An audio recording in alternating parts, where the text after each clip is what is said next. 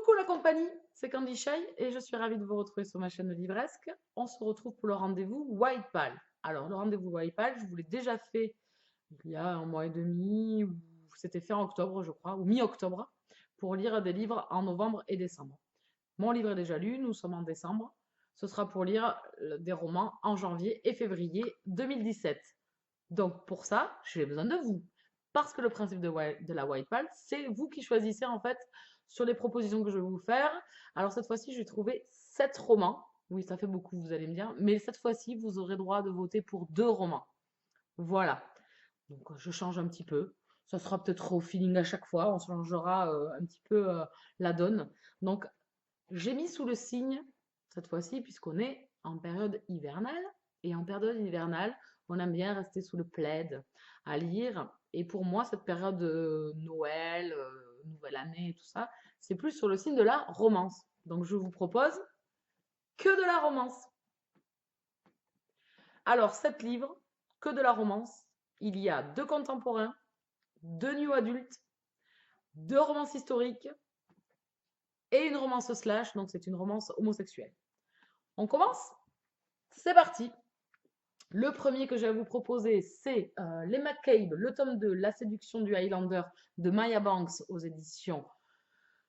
J'ai lu, je vais y arriver, pardon, en collection Aventure et Passion. J'ai du mal, pardon, j'espère que ça ira mieux pour la suite. Alors, Maya Banks, j'adore cette saga de Maya Banks en romance historique. Donc ici, c'est un roman historique. Parce que j'avais adoré le tome 1 et que je trouve qu'elle est bien meilleure en romance historique qu'en romance érotique. Avis personnel. Donc j'ai lu le tome 1 il y a très très longtemps et j'avais eu du mal à trouver les autres tomes. Là, donc je l'ai trouvé à l'occasion. Bon, il n'est pas en état génial, génial, mais ça ira. Donc l'histoire en fait de ces romances historiques, on suivait 3 frères. Donc on a eu droit au premier frère dans le premier tome et ici on suit le second. Puis dans le 3, on suivra le troisième. J'avais beaucoup aimé et je viens de me procurer ce tome 2 et je me dis ça serait bien de finir les sagas puisque cette saga est en 3 tomes. Donc pourquoi pas. Donc je vous le propose. Le premier, les frères McCabe, enfin les McCabe, le tome 2. Ensuite on passe à un contemporain. La fille de papier de Guillaume Musso aux éditions Pocket. Donc ici c'est un contemporain. Livre que j'ai dans ma pile à lire depuis des plombes.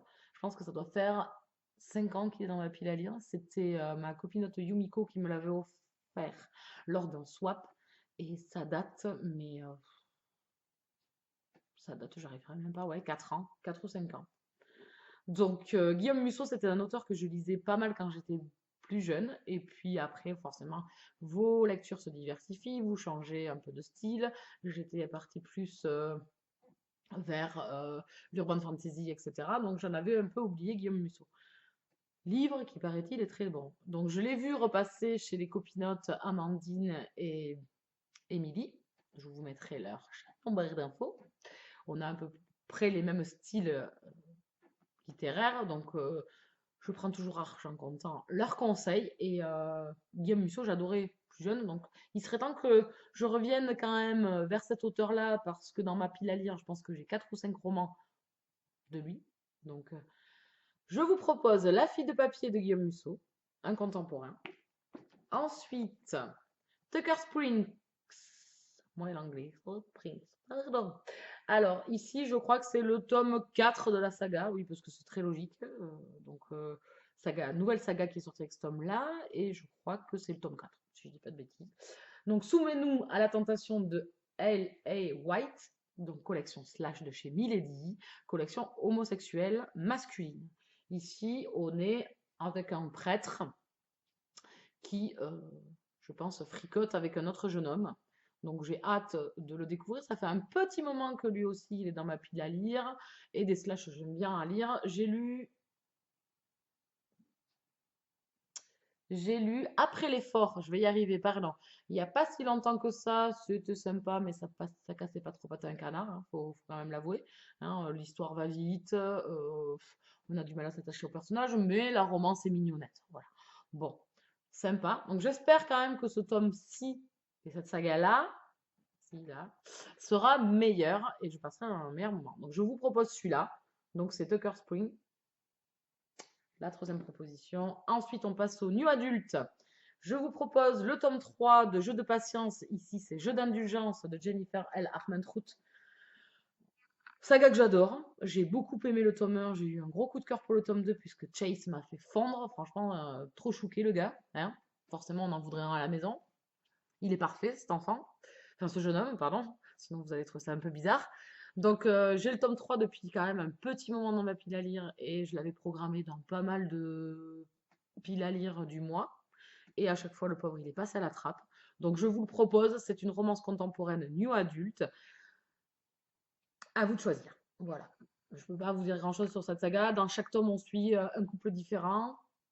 Donc ici, c'était Kala, que l'on rencontrait dans le tome 2.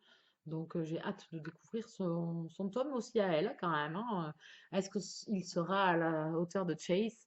Cameron m'avait bien plu dans le tome 1, mais je trouvais qu'il était trop parfait, ce gars. Alors que Chase, il a quand même pas mal de fêlures et j'avais beaucoup plus aimé. Donc j'ai hâte de poursuivre la saga puisque le tome 4 est sorti et que bon, je commence à être bien à la bourre quand même. Donc en nu adulte, c'est une très bonne saga. Donc à vous de choisir. Ensuite, on repasse en romance historique et pas des moindres. Je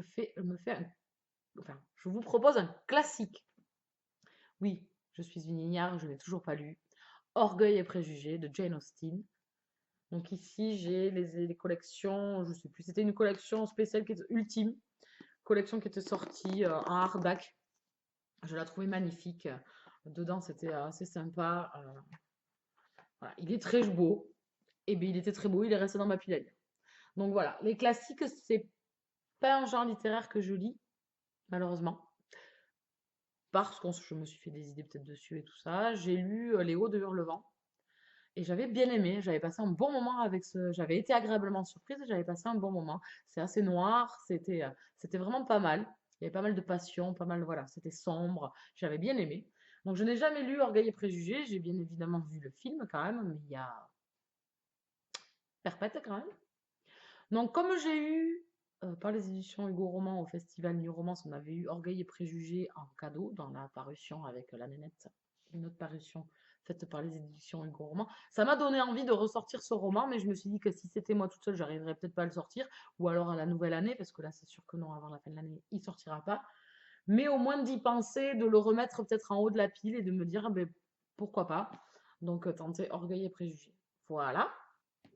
Ensuite, on repasse en nu adulte et je vous propose Rock, le tome 1 de la saga Stage Dive de Kayleigh Scott. Donc, saga qui est terminée, bien évidemment, je suis méga à la bourre. C'était une saga qui me faisait très envie, donc c'est une romance contemporaine new adulte, qui me faisait très envie parce que c'est dans le monde de la musique et je lisais Les Seuls Regrets dans le monde de la musique et Backstage, et c'est des sagas que j'aime beaucoup. Voilà, c'est des sagas qui sont pas prise de tête, ça va vite, c'est sympa. Donc, du coup, j'avais pris Rock, mais j'ai jamais eu l'occasion. Pareil, il s'est retrouvé dans certains prévisionnels, mais à chaque fois, il est passé à la trappe. Et c'est une saga qui me fait très envie. En plus, c'est des tout petits romans. C'est écrit méga gros. Donc, c'est chez JC Lattès, chez les collection. Et moi, je vais y arriver, excusez-moi, je bug un petit peu, il se fait tard. Donc, Rock, voilà. L'univers des musiciens, de la romance, il me fait très envie. Ça fait très longtemps qu'il est dans ma pile à lire. Donc, à vous de choisir. Et le dernier, un contemporain, cette fois-ci. Et je vous parle de Une seconde chance de Nicolas Sparks aux éditions Michel Lafon.